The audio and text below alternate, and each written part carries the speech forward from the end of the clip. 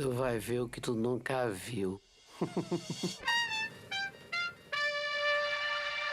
Oi pessoal, meu nome é Lídio, sejam muito bem-vindos ao Cinema e Tal. Esse é um canal onde eu falo sobre filmes, então se você gosta desse tipo de conteúdo, já deixa o like, se inscreve e compartilha com seus amigos. Esse é o quinto e último vídeo de uma série sobre o Gabriel Mascaro, diretor brasileiro de O Último Azul, filme que ganhou o Urso de Prata no Festival de Berlim esse ano e que vou fazer os meus comentários sobre. Ele ainda tá em cartaz em algumas cidades do Brasil, então corre que dá tempo de assistir. E caso você tenha chegado aqui agora, clica aqui em cima pra ver a playlist com os outros vídeos da série. Agora, bora pra resenha. Antes do esperado, Teresa é notificada pelo governo a cumprir a lei. Todo idoso de 75 anos ou mais é obrigado a ir para uma colônia de moradia para passar o resto dos seus dias lá, com a justificativa de ter uma velhice mais generosa e tranquila. E então, ela se vê com os dias contados para realizar um último sonho antes de ir para esse retiro forçado: voar pelos céus. Essa é a sinopse de O Último Azul, com direção do Mascaro e roteiro assinado por ele e pelo Tibério Azul, e estrelado por Denise Weinberg, Rodrigo Santoro, Miriam Socarrás, Adanilo e Clarissa Pinheiro. O longa foi rodado no estado do Amazonas. Como eu já disse, o filme foi um dos vencedores no Festival de Berlim e ainda continua rodando por festivais pelo mundo. Ele passou pelo Festival de Sydney, na Austrália, e no Festival Internacional de Guadalajara, no México. Ele levou o prêmio de melhor filme ibero-americano e a Denise levou o prêmio de melhor atriz. Agora, mais recente, ele teve no Festival Internacional de Toronto, e antes da estreia oficial no Brasil, ele abriu o Festival de Gramado, que trocou o seu tradicional tapete vermelho por um tapete azul. A Denise também recebeu o prêmio de melhor atriz em um festival na China. 金熊猫奖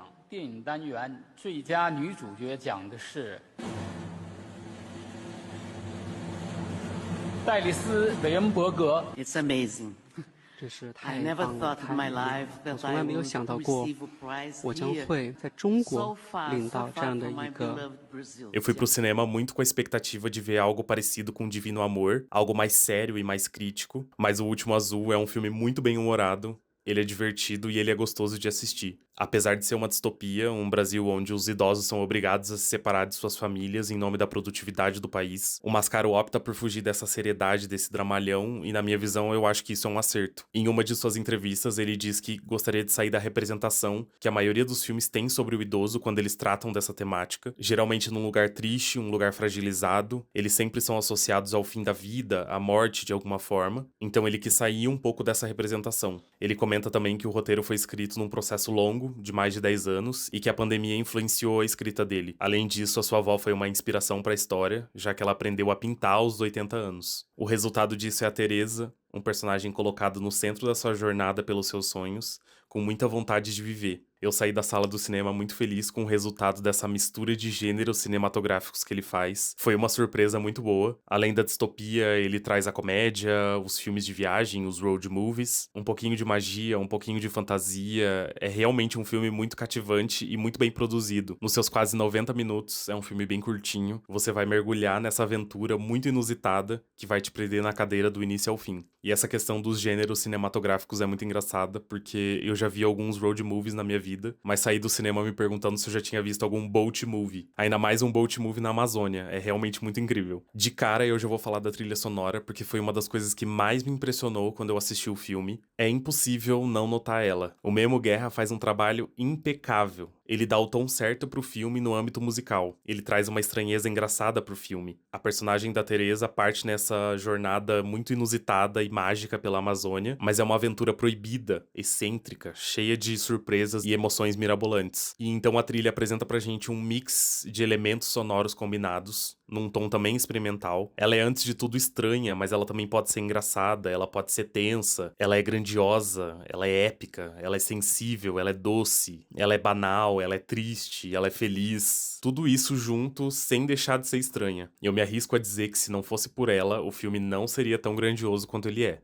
É um exemplo de como uma trilha pode elevar o filme a um outro patamar sem cair na mesmice. O filme também é muito bonito. Além dele ser muito bem fotografado, eu gostei que ele é muito colorido. Os objetos, as roupas, as luzes. E parece que quanto mais a gente adentra nessa aventura da Teresa, mais colorido o filme fica. Eu gosto disso porque a gente vê a Amazônia por um olhar muito diferente do que a gente vê nesses documentários do Discovery Channel, por exemplo. Para além de um futuro distópico imaginado, é uma Amazônia imaginada só pro filme, com a sua própria estética. A Denise Weinberg cria uma Teresa sensacional, uma personagem com muitas nuances e que tá passando por um momento muito decisivo da sua vida, e você percebe cada momento e cada evolução que aquele personagem tem durante o filme. Cada instante em que ela tem uma virada de chave na cabeça dela, seja por um olhar, um sorriso, uma expressão, e todos os atores são muito bons, e eu acho que dá pra dizer aqui que é sem exceção. O Rodrigo Santoro entrega uma performance linda e sincera, ainda que tenha sido bem breve. A filha da Teresa, interpretada pela Clarice Pinheiro, também nos poucos momentos em que ela aparece, a gente tem certeza que ela é uma filha horrível, que só quer se livrar da mãe. A gente tem também o Ludemir, interpretado pelo ator indígena Danilo, que também aparece tão pouco, mas que performance maravilhosa que dá gosto de ver. E por fim, eu também destaco a atriz cubana Miriam Socarrás, que faz a personagem da Roberta. Que atriz maravilhosa, que sinergia boa que ela tem com a Denise em cena, e que personagem contraditório, num bom sentido. É a famosa trambiqueira. Vendo O Último Azul, eu senti um pouco da mesma sensação de quando eu vi Homem com H. Eu saí do cinema com orgulho por ser uma produção brasileira. Tem muita qualidade em todas as áreas. É um filme muito bem consistente, muito bem escrito, muito bem dirigido, muito bem filmado, muito bem fotografado. Ele tem ritmo, ele conversa com o que é brasileiro, além de ser um filme que expande um pouco o leque do que a gente produz enquanto cinema nacional, sem deixar de ter a nossa marca. Feliz também pelo Mascaro, que concretizou mais um filmão pra carreira dele, e do jeito dele. Falando de um tema que pode ser universal, mas que também tem os seus recortes, de uma forma divertida, mas que também faz a gente refletir sobre o que a gente tá vendo. Agora, atenção, eu vou fazer alguns comentários com spoilers. Eu gosto muito da cena inicial desse filme. A Teresa naquela fábrica, um lugar tão branco e sem graça, ainda consegue ter um pouquinho de si naquela dança que ela faz quando ela tá sozinha. É uma forma muito lúdica e poética de apresentar um personagem. Tem uma inocência ali.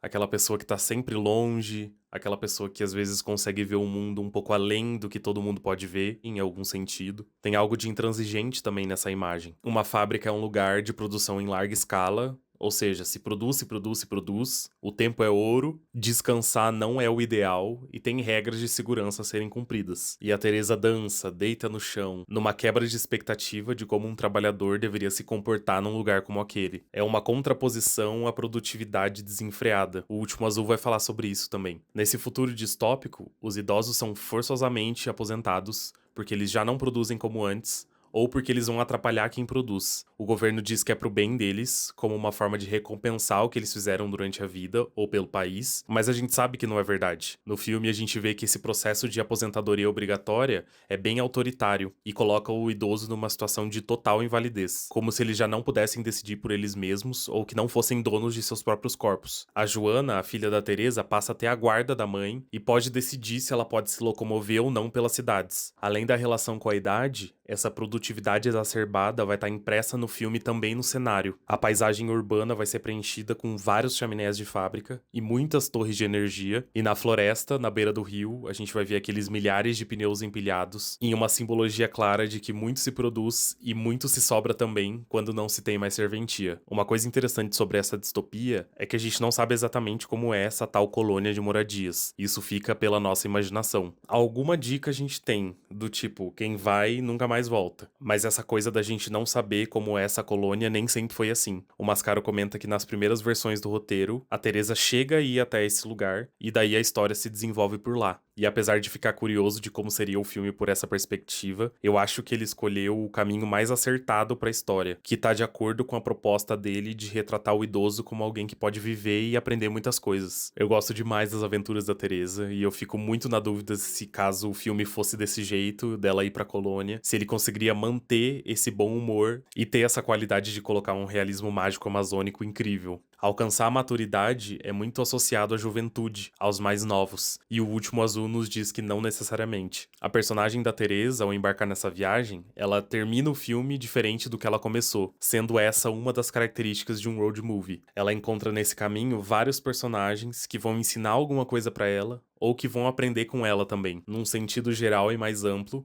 a Teresa sai daquele personagem que pergunta pro chefe dela o que ela vai fazer sem trabalho, pra um personagem que tá comprando a sua liberdade. E tem algo de interessante nesse processo e que dá pra puxar dos outros longas de ficção do Mascaro. Eu falei um pouco disso nos vídeos de Boi Neon e Divino Amor, sobre a quebra de expectativa que sempre tem nos filmes dele. E aqui a gente também vai ter. O primeiro impulso da Teresa pra fugir do seu destino é o desejo de voar pelos céus. É um desejo urgente, porque ir pra colônia é praticamente uma sentença de morte. Quando ela finalmente encontra o Ludemir, o personagem que promete pra ela que ela vai voar, que vai consertar o avião, há uma grande quebra de expectativa nesse momento pra gente e pra personagem. Ela não vai conseguir voar porque a única chance que isso tinha de acontecer foi totalmente frustrada por uma pessoa que só quer tirar o dinheiro dela. Mas o filme continua.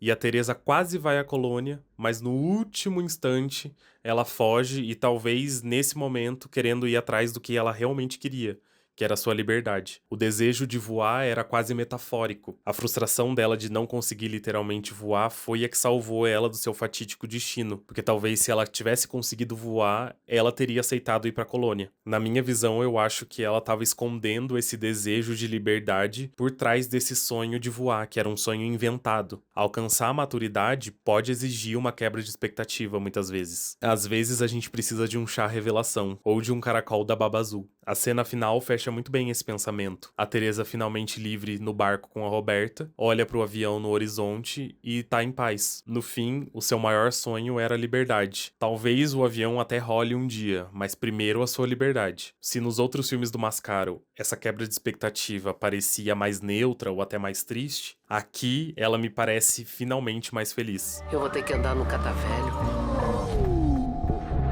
Por fim, eu acho que vale a pena comentar também um pouco sobre a personagem da Roberta. Primeiro que eu acho que a Miriam Socarrás interpreta ela com uma entrega que é muito intensa. É um personagem que a gente quase consegue tocar de tão real que ele parece. E apesar de ser um personagem bem controverso, é na troca entre ela e a Teresa que as duas personagens vão se transformar de vez. Com a Roberta, a Teresa descobre que finalmente tem uma luz no fim do túnel para sua sentença de morte, que ela pode comprar sua carta de alforria dessa realidade distópica que ela vive, e com a Teresa, a Roberta pode finalmente se redimir dessa culpa que ela carrega de ter delatado duas idosas pro governo, acolhendo a sua nova amiga. E ela diz: "Sou bicho solto, ninguém me amarrou", e então é a Teresa que vai amarrar ela num ato literal, mas que vai simbolizar a sua transformação. É com a Roberta também que o Mascaro vai fazer o seu comentário ácido sobre a religião no filme. Não importa onde, como ou quando, a igreja sempre vai se reinventar e continuar com o seu projeto de catequização e dominação. E a Roberta é uma espécie de personificação do líder religioso mau caráter que só quer tirar vantagem em cima dos seus fiéis. Ela não acredita nem em Deus e faz até chacota quando a Teresa pergunta pra ela. Mas ela sabe que tem quem acredite e que vai comprar a Bíblia super tecnológica que ela tá vendendo. O personagem da Roberta também vai expor um furo nessa lei autoritária que joga esses idosos pra morrer numa colônia. Ela comprou a sua liberdade.